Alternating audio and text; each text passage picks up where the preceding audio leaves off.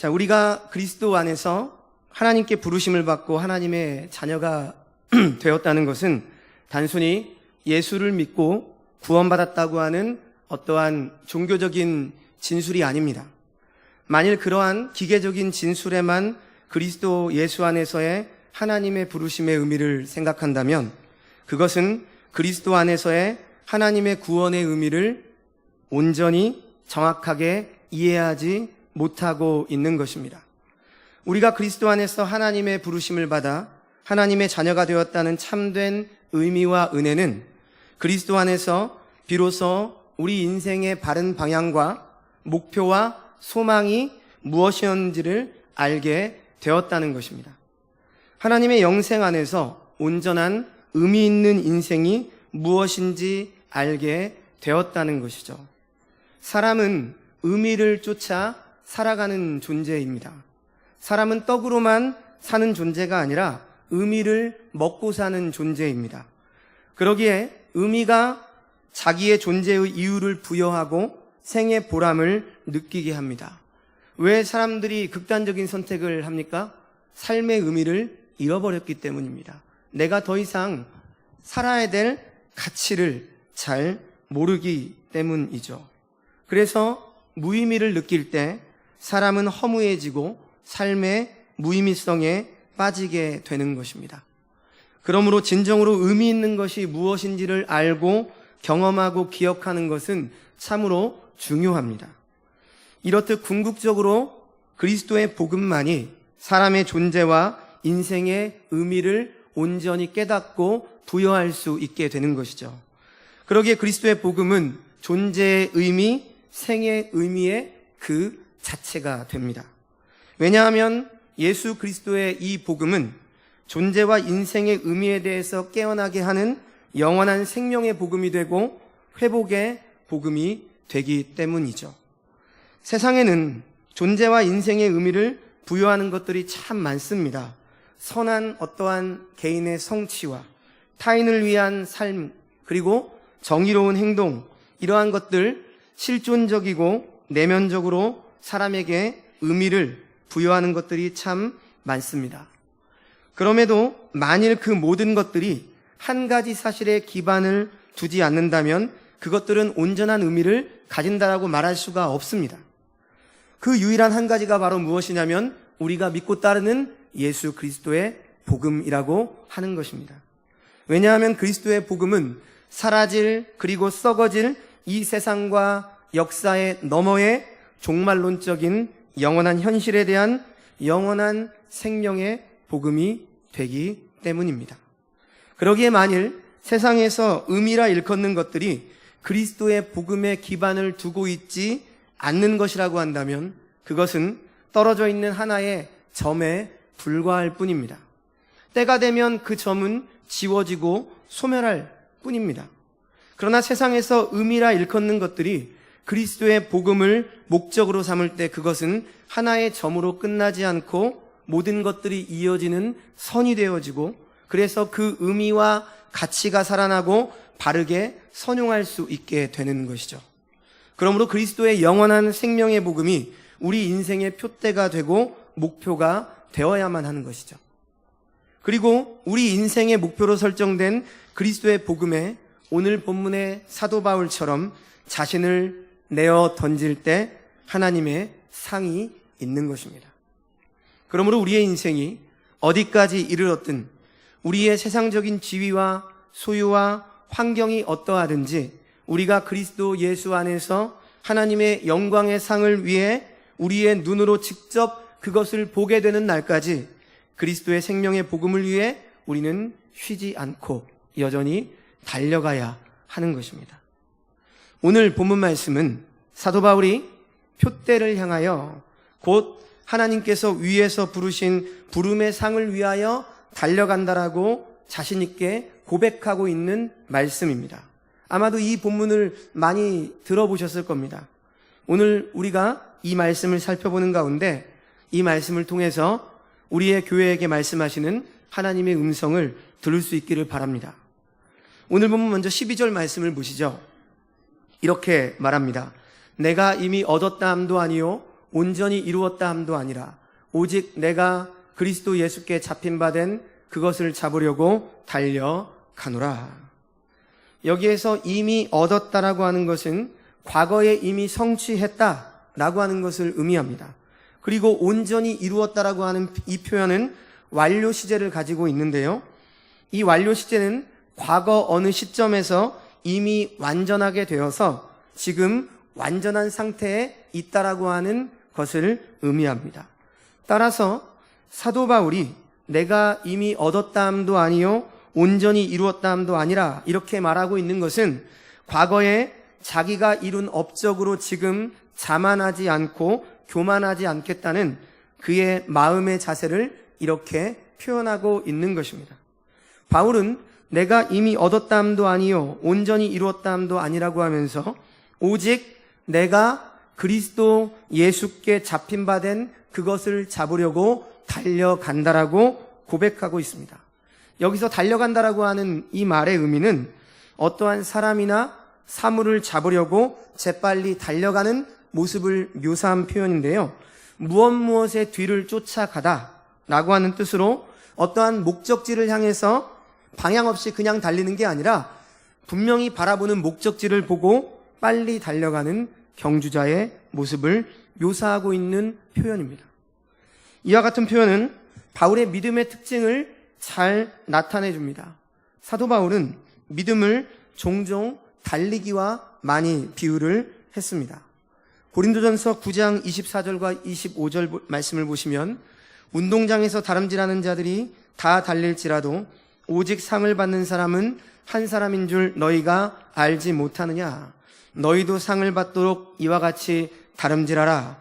이기기를 다투는 자마다 모든 일에 절제하나니 그들은 썩을 승리자의 관을 얻고자 하되 우리는 썩지 아니할 것을 얻고자 하노라. 이렇게 고백했습니다. 그 당시에 헬라의 세계의 문화에서는 육상 경기가 빈번히 개최되었습니다. 따라서 육상 경기자들이 어떠한 고린 지점을 향해서 전력 질주하는 모습이 그들에게는 매우 익숙한 장면이었을 겁니다. 바울은 바로 이러한 육상에서 달리기 선수들이 고린 지점을 향해서 전력 질주하는 그 모습을 연상시키는 단어를 지금 빌립보 교회 성도들에게 사용하면서 자신의 사명을 인식하고 전진해 나가는 자신의 모습을 강하게 표현하고 있습니다. 사도 바울은 이미 하늘의 영광을 보고 왔지만 자신이 이미 얻었다고 하지 않았습니다. 또한 온전히 이루었다라고 말하고 있지도 않습니다. 오직 자신이 예수 그리스도께 잡힌 바 된 그것을 잡으려고 달려간다라고 고백하고 있습니다. 그런데 바울이 여기에서 그리스도 예수께 잡힌 바 된 그것을 잡으려고 달려간다라고 했는데요. 그러면 그것이 구체적으로 무엇을 말하는 것일까요? 우리가 이것을 이해하기 위해서는 그것을이 지칭하는 바가 무엇을 의미하는지 아는 것이 중요합니다. 여기에서 그것이 의미하는 바는 두 가지의 가능성이 있습니다. 첫째는 이것을 잡으려고의 목적어로 이해를 해서 뭐뭐라는 것을 이렇게 이해하는 것입니다. 무슨 말이냐면 그러면 우리가 보고 있는 이 개역개정판 성경에서 번역하고 있는 그대로의 뜻이 됩니다. 그리스도 예수께 잡힌 바 된 그것을 잡으려고 달려간다. 이런 뜻이 되죠. 그런데 또 하나의 의미로 해석을 하면 이렇게 됩니다. 이것을 원인과 결과의 인과적인 문장으로 보아서요. 뭐뭐라는 근거 위에 뭐뭐 하기 때문에 이렇게 이해하는 것입니다. 그러면 그것은 내가 그리스도 예수께 잡혔기 때문에 나도 잡으려고 달려간다라고 하는 의미가 됩니다. 곧 바울이 다메섹 도상에서 부활하신 예수님께 붙잡힌 바 되었기 때문에 바울 자신도 지금 무언가를 잡으려고 쫓아간다라고 하는 의미가 되는 것이죠. 그런데 이 두 가지 견해 모두 다 뜻이 통하고 의미가 됩니다. 첫 번째 견해를 따르면 주님께서 바울을 붙잡은 바에 어떠한 목표가 강조되고 있는 표현이 되고요. 두 번째 해석을 따르면 주님께서 바울을 붙잡고 있다라고 하는 그 사실이 강조되는 거죠. 그러니까 목적이나 사실이나 두 가지가 똑같이 강조되고 있다고 보시면 됩니다. 성도 여러분, 바울은 처음에 그리스도인들을 붙잡아 박해하던 사람이었습니다. 그렇죠? 그런데 다메섹으로 그리스도인들을 계속 붙잡으러 가던 중에 그곳에서 부활하신 예수 그리스도를 만나게 되고 어떻게 되었습니까? 붙잡으러 간 사람이 그리스도에게 붙잡힌 바 되어버렸던 것입니다. 그리고 예수 그리스도께서는 바울을 붙잡으셔서 구원의 은혜를 베풀어 주시고 그를 이방인의 사도로 삼으시고 복음에 이제 붙들린 바 되어서 지금껏 달려가게 하셨던 것이죠. 그런데 바울은 이렇게 복음에 붙잡힌 바 되어서 자신이 그동안 이룬 업적으로 인해서 자만하거나 교만하지 않았습니다. 바울은 예수 그리스도께서 자신을 붙잡으시고 그 붙잡으신 목적을 따라 끝까지 달려가고자 하는 것입니다. 성도 여러분, 우리의 신앙은 자만할 때 그 신앙을 유지하기가 어렵습니다. 여러분, 자만은 퇴보를 부릅니다. 신앙의 자만은 결국 우리의 신앙을 퇴보하게 되는 원인이 되는 것이죠. 그러므로 우리는 예수 그리스도께 잡힌 바 된 그 은혜 위에 굳게 서서 우리를 사로잡은 그 목적을 향해서 자만하지 말고 언제나 겸손하게 경주해야 하는 것입니다. 곧 육상 선수들이 고린 지점을 향해서 달려가듯 달려가야 한다는 것이죠. 예수님께서 우리를 사로잡으신 궁극적인 목적은 우리로 하여금 부활의 영광에 참여하게 하는 것이고 그 마지막 날 그리스도 예수와 함께 이 땅 가운데 왕노릇을 하며 왕의 자녀로 살고자 하는 것입니다. 사도 바울은 그리스도와 그 부활의 권능과 그 고난에 참여함을 알려하여 그의 죽으심을 본받아 어떠하든지 죽은 자 가운데서 부활에 이르려고 하였습니다. 바울은 이 소망 가운데 그리스도 예수께 붙잡힌 바 된 그것을 잡으려고 지금 끊임없이 달려가는 것입니다. 계속해서 본문 13절과 14절 말씀을 보시죠. 이렇게 말씀합니다. 형제들아, 나는 아직 내가 잡은 줄로 여기지 아니하고 오직 한 일, 즉 뒤에 있는 것은 잊어버리고 앞에 있는 것을 잡으려고 표대를 향하여 그리스도 예수 안에서 하나님이 위에서 부르신 부름의 상을 위하여 달려가노라. 여기에서 잡은 줄로 여기지 아니한다 라고 하는 것은 12절에서 말한 이미 얻었다 함도 아니요 온전히 이루었다 함도 아니라는 말씀과 같은 말씀입니다. 바울은 자만하지 않고 계속해서 앞으로 달려가는 것이죠. 바울의 목표는 단 한 가지였습니다. 곧 뒤에 있는 것들은 다 잊어버리고 앞에 있는 것들을 잡으려고 달려가고 있는 그것이었습니다. 성도 여러분, 우리는 뒤에 있는 것, 곧 지나간 일들은 잊어버려야 합니다. 물론 이 말을 모든 과거를 다 잊어야 한다는 것은 아니에요. 과거에 잘못했던 일들, 후회되는 일들을 생각하며 더 이상 지난날의 잘못을 되풀이하지 않도록 과거를 돌아보는 일은 분명 필요한 일입니다. 그러나 반성의 차원을 뛰어넘어서 생각해봐야 소용없는 것들, 이미 지나가 버려서 다시 돌이킬 수 없는 일들, 곧 믿음의 경주에 아무런 도움이 되지 않는 과거는 잊어버려야 한다는 뜻입니다. 저도 좀 이러한 성격이 조금은 있어요. 왜냐하면 돌아보는 걸 되게 좋아하는데 그 돌아보는 것이 때로는 나의 신앙을 좀 자신 없게 만들고 위축시키게 되는 그러한 일들을 초래하는 것들을 경험하게 됩니다.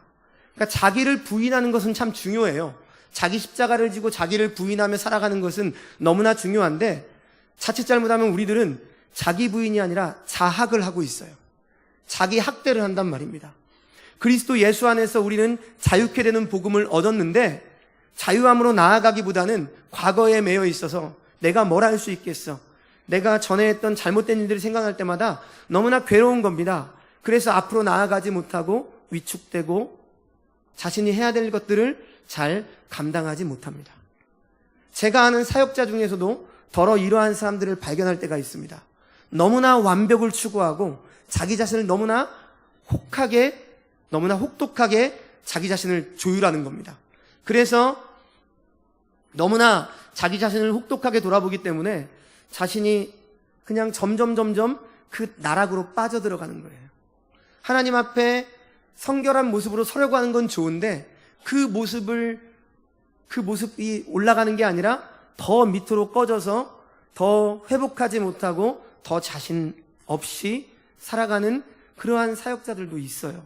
그래서 사역자들 중에서도요, 어떤 사역자들은 대인 기피증까지 오게 되는 일들이 있습니다. 왜냐하면 많은 성도들을 만나잖아요. 어떤 성도들이 한 말이 그 사역자에게는 막 상처가 되는 거예요. 성도들과 똑같아요. 사역자도 사람이기 때문에.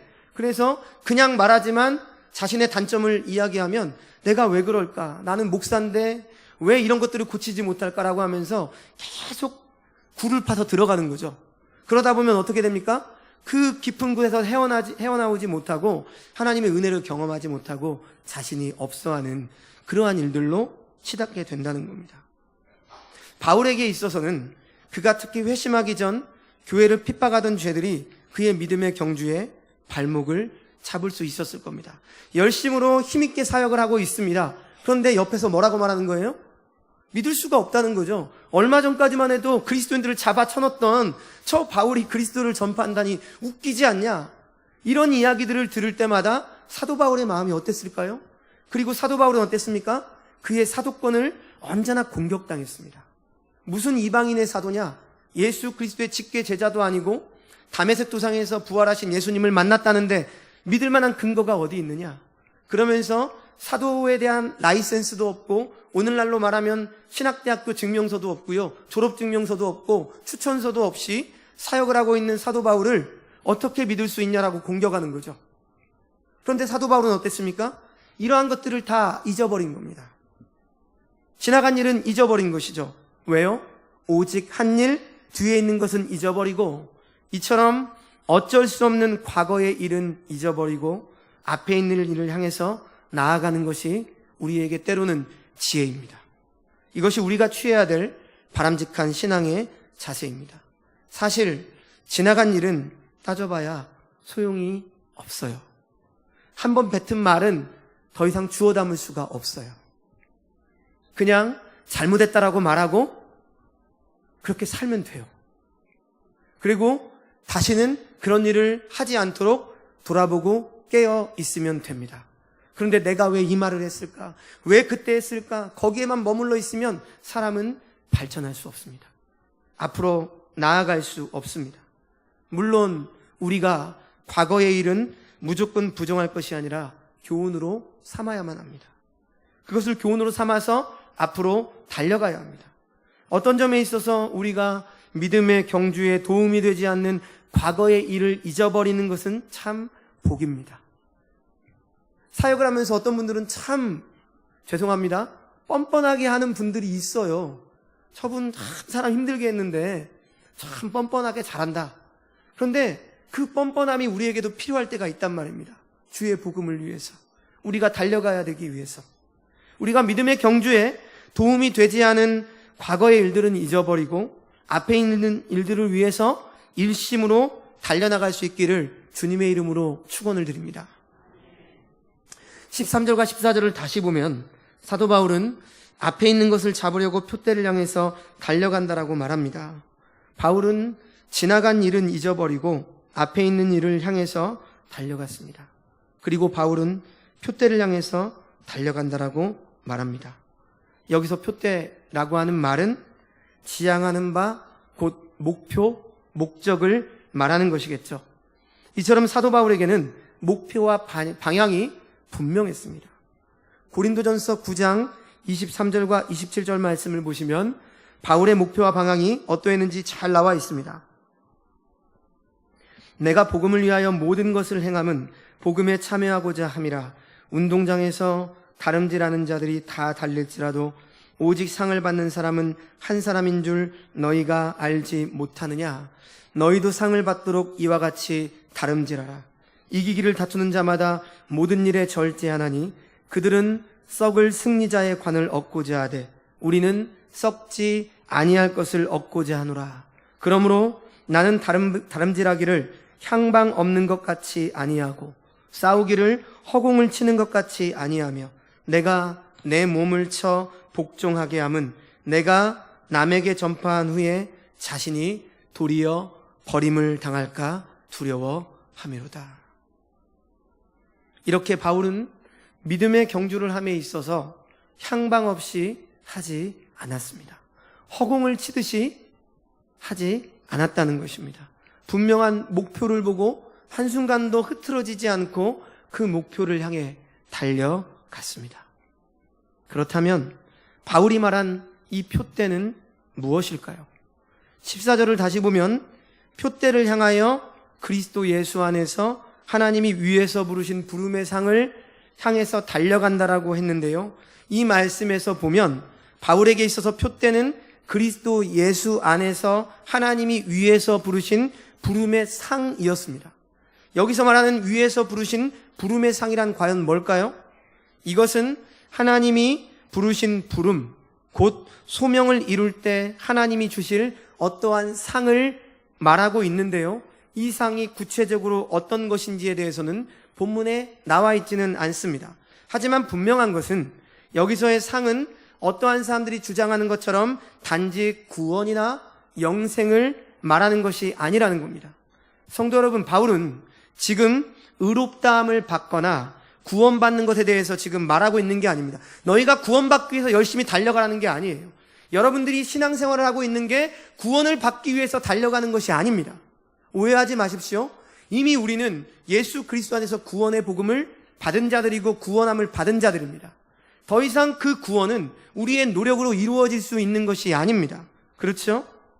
그래서 오늘 본문에서 달려간다라고 말하고 하는 것은 열심히 무언가를 사도 바울이 노력하고 있다고 하는 것인데요.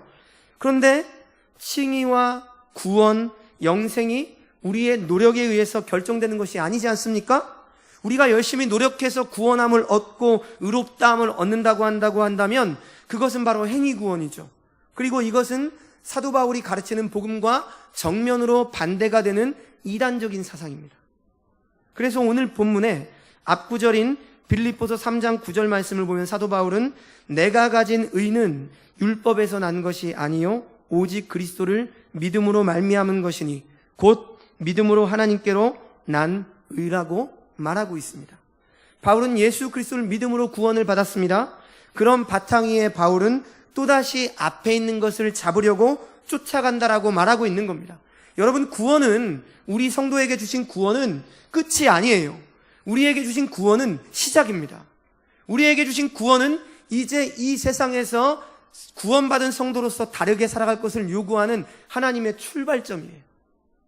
구원받기 위해서 예배하고 구원받기 위해서 헌금 드리고 구원받기 위해서 봉사하는 게 아니라는 겁니다. 구원받음에 감사해서 예배하는 것이고 구원받음에 감사해서 예물을 드리는 것이고 구원받음에 감사했기 때문에 내 몸을 내어서 헌신하고 봉사하는 것이죠. 그 무엇으로도 그 구원을 갚을 길이 없기 때문에 하나님 앞에 감사함으로 우리가 믿음의 태도를 하는 것입니다. 그렇다면 그가 얻고자 한 부름의 상은 칭의와 영생이나 어떠한 구원이 아니라 그 위에서 하나님이 주실 어떠한 상급을 말하고 있는 겁니다. 어떤 학자들은 천국에는 상급이 없다라고 말합니다. 그러나 저는 다르게 생각합니다. 천국에는 분명히 상급이 있습니다. 주의 복음을 위해서 자기를 쳐서 복종시키며 세상의 넓은 것들을 가지 않고 잘 먹고 잘 사는 길을 포기하고 하나님의 복음을 위해서 평생도록 열심히 살았는데 차이가 없다니요. 말이 안 된다고 생각해요. 그런데 오해하지 마세요. 이 상급이 우리가 생각하고 있는 예전에 부흥사들이 말하고 있던 어떤 천국에 가면 어떤 사람은 그냥 부끄러운 구원 개털 모자나 받고 어떤 사람은 의의 면류관을 받고 좋은 모자를 받고 어떤 사람은 작은 서민형 아파트에서 천국에서 살게 되어지고 선교를 하고 순교를 한 사람들은 100평 넓은 아파트에서 떵떵거리며 산다는 그러한 식의 하급적인 상급이 아니에요. 하나님이 부르신 부름의 상이에요. 나에게 내가 그동안 평생 동안 주의 복음을 위해서 내가 먹을 거 안 먹고 입을 거 안 입고 기쁨을 위해서 살아갔던 그 하나님이 나에게 만족을 주는 거예요. 조나단 에드워즈 목사님은 상급에 대해서 설명을 할 때 이러한 비유를 썼습니다. 천국이라고 하는 망망대의 바다에 우리의 각기의 그릇의 크기는 다 다릅니다. 그러나 그 그릇이 은혜의 바다에 빠지면 그 그릇은 모양은 다르고 크기는 달라도 다 차게 됩니다. 무슨 의미인지 좀 이해가 되시는지요? 우리는 부르심의 상에 그릇이 다 다를 수 있어요. 열심으로 달려간 사람은 부름의 상에 그 그릇이 엄청 크겠죠. 어떤 사람은 그릇이 작을 겁니다. 그러나 천국이라고 하는 곳, 하나님의 영원한 나라에서 영생복락을 누리는 그날에는 그만큼 하나님이 채워주신다는 겁니다. 만족함을 주신다는 거죠. 그것이 저는 바로 차등적인 상급이라고 믿습니다. 천국은 계급이 없습니다. 누구나 다 공평하고 누구나 다 고통도 슬픔도 없고 다 기쁨만이 있는 곳입니다. 그러나 주의 복음을 위해서 살아갔던 자들의 차이는 분명히 하나님이 차등하게 존재하시고 베풀어 주실 것이라고 믿습니다. 사도 바울은 디모데후서 4장 7절과 8절에서 이렇게 고백합니다.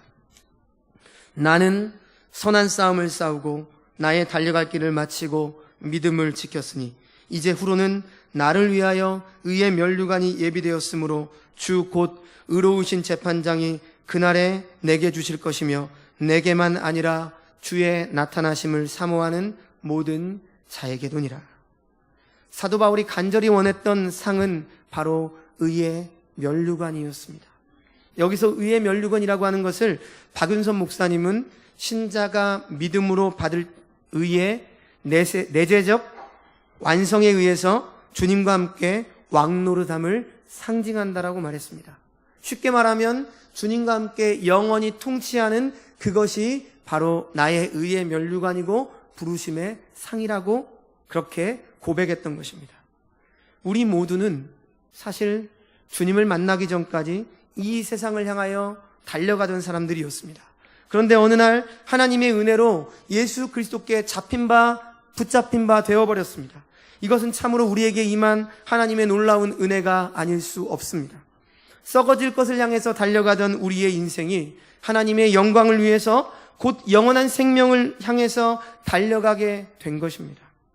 이와 같은 놀라운 은혜가 우리에게 임한 것이죠. 그런데도 오늘날 우리는 어떻습니까? 우리는 자꾸만 썩어질 땅의 영광을 위해 달려가고 있지 않습니까? 기웃기웃 거리고 있지 않나요? 그러니 우리가 주님 안에 있지만 우리의 인생이 여전히 고달프고 괴로운 것입니다. 이것은 마치 염소가 주인이 끄는 대로 끌려다니지 않으려고 버티고 있는 모습과 똑같습니다. 그런데 바울은 지금 주님께 사로잡힌 바 되어서 주님이 이끄시는 대로 가는 것입니다. 복음을 인해서 환난이나 핍박이나 그 어려움 가운데서도 기뻐하고 있는 것입니다. 도리어 그리스도의 부활의 영광에 참여하기 위하여 그리스도의 고난에 지금 기쁨으로 참여하고 있습니다. 이 세상에서 유익하게 여겼던 모든 것들을 해로 여기고 배설물로 버리는 것입니다. 그리고 이미 얻었다고 자만하지도 않고 온전히 이루었다고 교만하지 않습니다.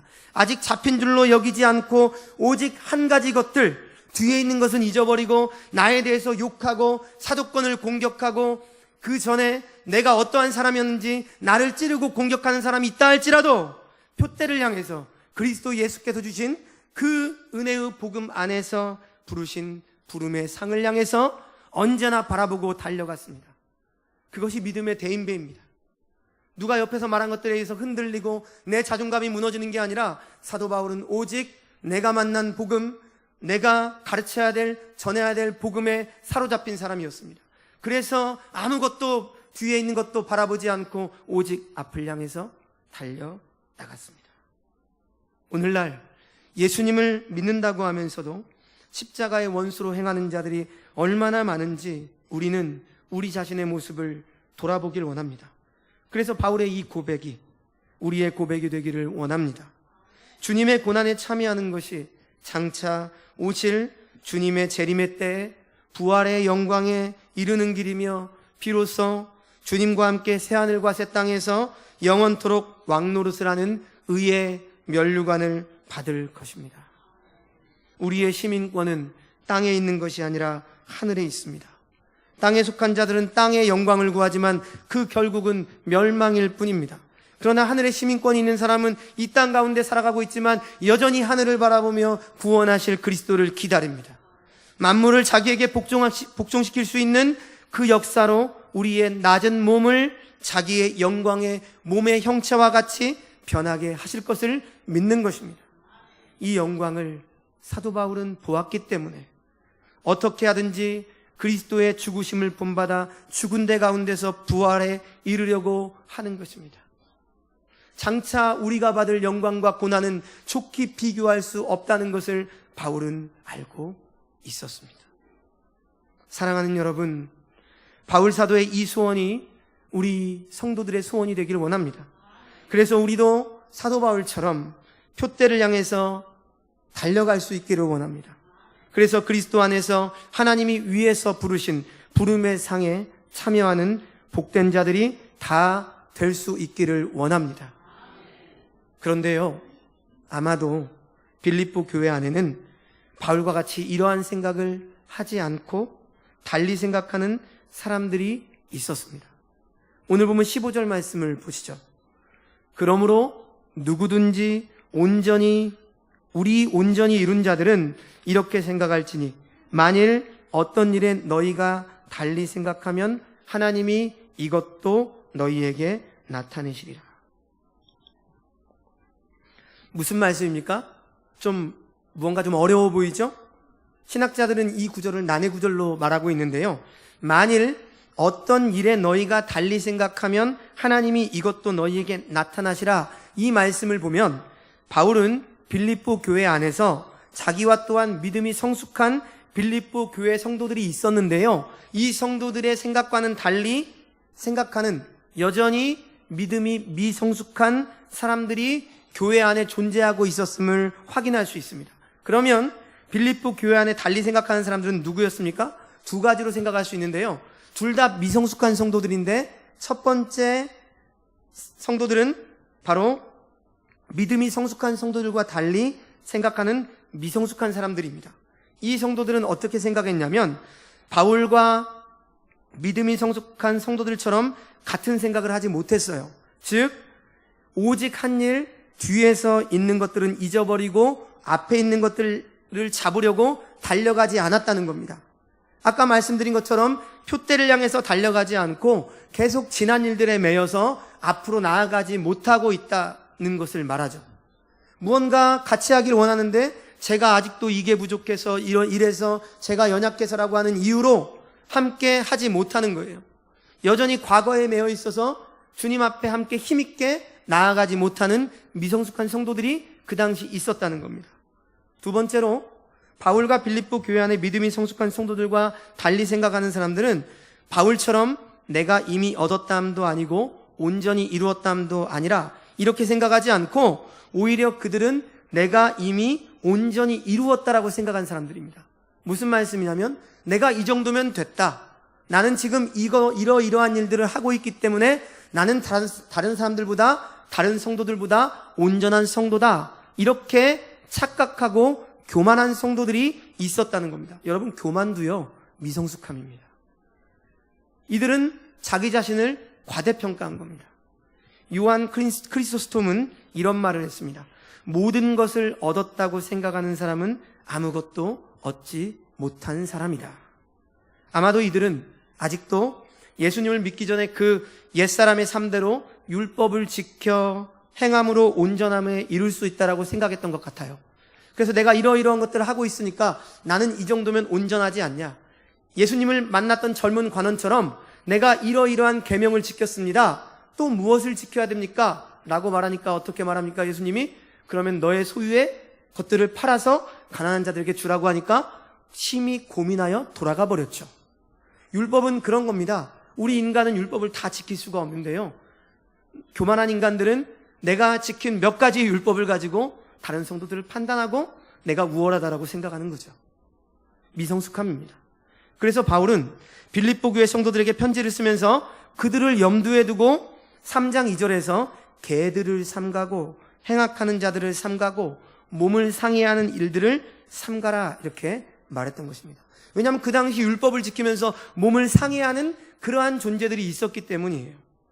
바울은 이들을 생각하면서 오늘 본문 빌립보서 3장 15절 하반절에서 만일 어떤 일에 너희가 달리 생각하면 하나님이 이것도 너희에게 나타내시리라 말씀했습니다.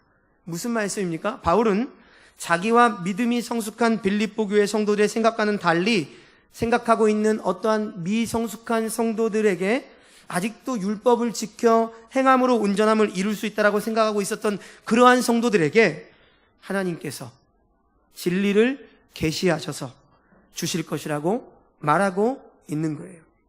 이 말은 하나님의 계시가 없이는 진리를 깨달을 수도 없고 하나님의 계시가 없이는 믿음이 성숙한 자들처럼 진리에 근거한 올바른 생각을 할 수 없다는 말입니다.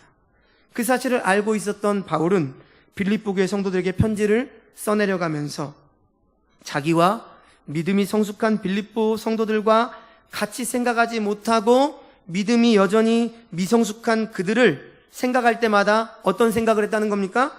하나님께서 마침내 그들에게도 말씀으로 계시하고 가르쳐 주실 것입니다.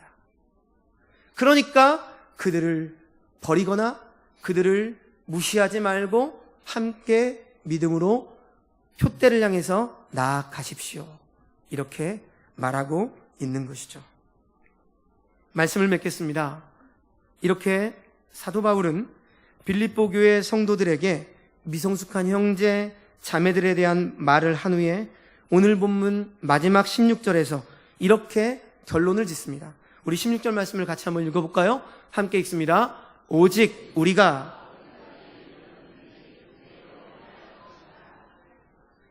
무슨 말씀입니까?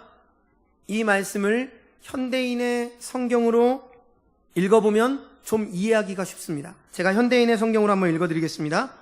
우리가 어느 정도의 수준에 도달했든지 지금까지 따른 법칙에 따라 계속 그대로 살도록 합시다. 우리가 어느 정도 수준에 도달했든지 무슨 말이죠? 각자 수준에 어느 정도에 있든지 지금까지 따른 법칙에 따라 하나님이 주신 진리의 말씀에 따라 은혜의 법칙에 따라 하나님께서 마침내 교회를 통해서 은혜를 주시고 그 미성숙한 자들도 올라오게 될 그때를 믿으면서 우리는 그 법칙에 따라 내가 심판자가 되려 하지 말고 내가 기준자가 되려 하지 말고 하나님께서 하실 일들을 기대하고 믿으며 계속 그대로 정진하며 살아가도록 합시다.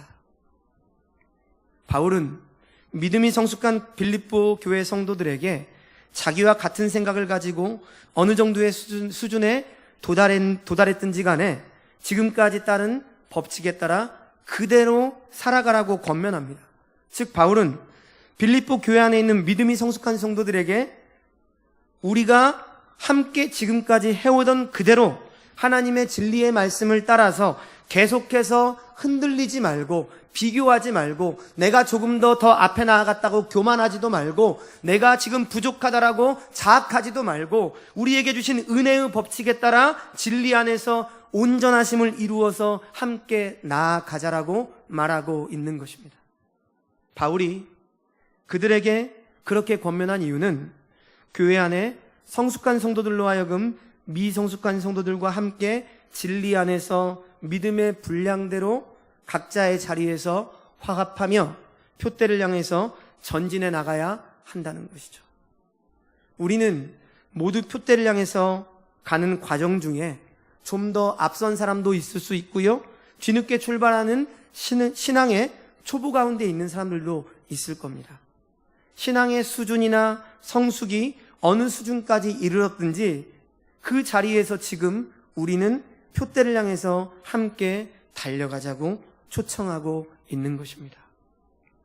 사랑하는 성도 여러분, 아마 우리는 모두 신앙을 가지게 된 배경도 다르고요. 신앙적인 경험도 다를 거예요. 훈련받은 정도도 다르고 신앙의 강조점도 다를 겁니다. 어떤 사람은 이 부분에 강조점을 두고요. 어떤 사람은 저 부분에 강조점을 두고 믿음이 성숙한 성도는 어때요? 이것도 저것도 다 두루두루 볼 수 있는 눈도 있을 겁니다. 지금은 어떤 모습에서 우리 예수비전 교회도 서로 다르다는 것을 더 많이 느낄 수 있을 겁니다. 우리 교회 성도인데 왜 이렇게 좀 다르지? 왜 다른 생각을 가지고 있지?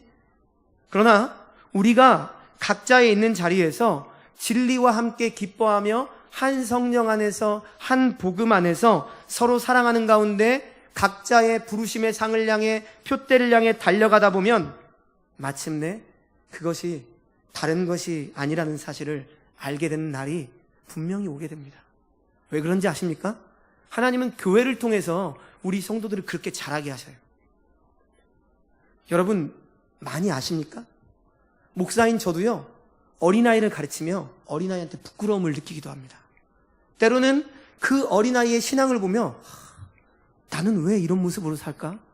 겸손하게 만들고 부끄럽게 만드는 거예요. 여러분 그곳이 교회예요. 교회는 그런 곳이에요.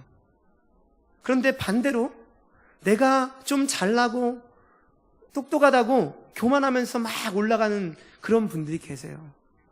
미성숙한 겁니다. 오늘 사도 바울의 말에 의하면 자기는 성숙했다고 말해요. 그러나 얼마나 미성숙한 자입니까? 어린아이를 통해서도 우리의 신앙을 가르치는 하나님의 은혜의 법칙이 교회에 있는 겁니다. 그래서 하나님은 교회를 사랑하는 거예요. 남녀노소 어떤 존재든지 교회 안에서는 다 가치 있고 다 존귀한 존재들입니다. 한 영혼도 필요 없는 존재가 없어요. 우리는 때로는 그렇게 생각하죠. 저 사람이 우리 교회에 참 없었으면 좋겠다라고 생각하는 그러한 생각도 하기도 해요. 그러나 그렇지 않습니다. 우리는 그 존재를 통해서 우리의 부족함을 깨닫게 되어지고 우리의 교만함을 바라보게 됩니다. 내가 얼마나 교만했는지, 내가 겸손하지 못했는지 우리를 부끄럽게 만드십니다. 여러분 그러한 곳이 교회입니다. 제가 2007년도에 신학대학원에 입학해서 입대래요. 예, 군대도 아닌데 입학해서 11년째 사역을 하고 있습니다. 처음에 초기에 전도사 때에는 저만 다 아는 것 같았습니다. 저만 잘났고요. 제가 말하는 것이 다 옳은 줄 알았어요. 함께 사역하면서 다른 목사님들과 다른 사역자들 보면서 왜 저런 생각을 할까? 왜 저 모양일까? 이런 섣부른 판단을 하며 교만함으로 살았습니다. 그런데 하나님께서 10여 년간에 저는 아직도 부족합니다. 그러나 하나님께서 그 사역의 기간을 통해서 깎으시고 다듬어 주시고 또 하나님의 은혜의 복음을 주셔서 사람들이 이해할 수 있게 만드는 거예요. 성도들의 아픔을 바라볼 수 있게 만드는 겁니다. 그리고 내가 얼마나 교만했고 부족했는지 깨닫게 만드시는 겁니다. 사랑하는 여러분, 우리의 교회가 그런 곳이에요. 교회를 사랑하십시오. 세상은 교회를 요구할지 모르나 물론 교회는 부족합니다. 여전히 범죄도 있고요. 입에 담지 못할 부끄러움도 있습니다. 분명히 개혁되어지고 반성되어져야만 합니다. 그러나 성도들이 교회를 사랑하지 않으면 어떻게 되겠습니까? 여러분, 우리의 교회를 사랑하십시오. 우리의 교회를 통해서 하실 일들을 기대하십시오. 우리가 각자의 자리에 있는 자리에서 진리와 함께 기뻐하면서 서로 사랑하는 가운데 우리는 조화를 이루어 나갈 겁니다. 하나하나씩 배우면서 아직도 부족하지만 저에게는 참 많은 배움이 있었습니다. 그래서 타인을 이해할 수 있게 되어졌고 사역이 참 다양하다라는 것을 배우게 되었습니다. 때로는 한 가지에만 매여 있는 어떤 분들을 보게 됩니다. 그러나 여러분들이 성숙하다면 관용하십시오. 그리고 그에게도 나중에 하나님께서 계시해 주셔서 깨닫게 하시고 그 수준에 올라오게 하시는 하나님의 은혜가 있음을 우리는 믿어야만 합니다. 왜냐하면 제가 아무리 지금 말씀을 전하고 있지만 우리 안에 은혜가 없으면요, 여러분들이 은혜로 말씀을 받지 않으면 제가 지금 말씀을 전하고 있는 건 아무 소용이 없어요. 제가 은혜를 끼칠 수 있는 존재도 아니고요, 제가 은혜를 베푸는 통로가 될 수는 있겠지만 제가 은혜를 줄 수 있는 사람이 아니잖아요. 아무리 열심으로 설교를 준비했어도 하나님이 이 시간에 은혜를 주지 않으면 설교는 그냥 허공을 칠 수 있습니다. 그렇기 때문에 우리가 은혜를 붙잡고 살아가는 거예요. 설교자도 늘 은혜를 붙잡고 살아가는 거고요. 그래서 성도님들이 은혜 받았다고 말씀하시면 교만하지 않고 더 겸손하게 말씀을 준비해야 되는 거죠. 아, 내가 이 정도면 내가 실력 있는 목사야. 이렇게 생각하는 순간 어떻게 됩니까? 빈 껍데기만 남는 겁니다. 말씀만 유창하게 전하면 뭐합니까? 내 안에서 회개가 없고 설교자가 돌이킴이 없는 설교가 무슨 은혜가 있겠습니까? 성도들은 은혜 받을지 모르나 내가 은혜 받지 못한다면 저는 너무나 억울할 겁니다. 그렇지 않겠습니까? 우리가 어디까지 이르렀든지 우리는 자라나고 성숙하게 될 겁니다. 믿으셔야만 합니다. 하나님께서 교회를 통해서 우리를 그렇게 하나 되게 만들어 가실 것이기 때문입니다. 그래서 우리의 교회가 소중합니다. 교회는 그리스도의 피로 세운 성도들의 터전입니다. 바라기는 이 자리에 있는 모든 성도님들께서 표대를 향하여 그리스도 예수 안에서 하나님이 위에서 부르신 부름의 상을 위해서 각자의 삶의 자리에서 조화롭게 함께 달려가시는 주의 백성들이 다 되시길 주님의 이름으로 간절히 축원을 드립니다.